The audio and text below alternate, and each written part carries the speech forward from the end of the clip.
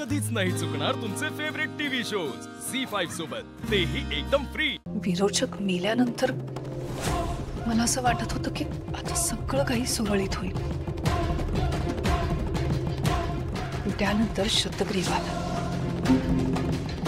आणि त्याने घरात येऊन आपल्या सगळ्यांना त्रास द्यायला सुरुवात केली। तो राक्षस होता, तो लढणारच होता।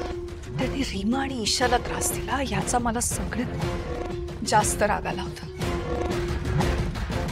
आणि मला माझ्या स्वप्नात असं नेहमी वाटायचं, लवकरात लवकर शतग्रीवला संपवायला हवं। नाहीतर यापुढे हे सगळं खूप त्रासदायक होणार आहे। काहीही झालं तरी शतग्रीवने जे काही केलंय ते मी कधीही विसरू शकत नाही। त्या विसरून जात नाही, नाही त्या नाही विसरणार। आपण इंद्राणी आत्यांना थोडा वेळ दिला ना, आणि मग परिस्थिती नीट समजावून सांगितली की मला खात्री आहे की त्या सगळं विसरून जातील। नहीं नेत्रा, ये जो हुआ है वो मेरी वजह से हुआ है। 7 वर्ष कोमात होत्या त्या का माफ करतील मला? कारण आत्यांचं मन खूप मोठं आहे मावशी। तुला वाटतंय तितकं सोपं नाहीये हे सगळं सोपं कधीच नव्हतं मावशी। आता आपल्याकडे फक्त 2 मार्ग आहेत। एकतर परिस्थितीला सामोरं जायचं आणि काहीतरी मार्ग काढायचा, किंवा मग परिस्थितीपासून पळून जायचं आणि अडचणी आणखीन वाढवायच्या। माझ्यावर विश्वास ठेवा, सगळं नीट होईल। चला आधी खाऊन घ्या।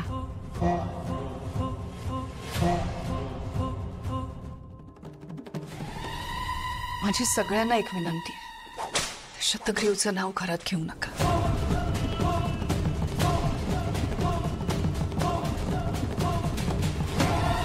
ती एक नकारात्मक ऊर्जा आहे आणि आपण सगळेजण त्यापासून खूप लांब आलोय। आता परत तिकडे नको।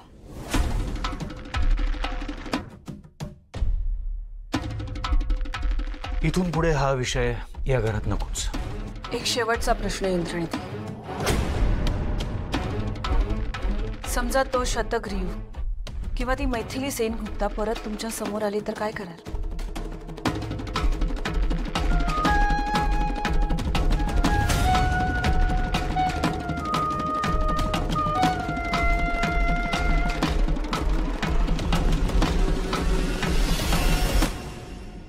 जीव घेईन मी तिचा।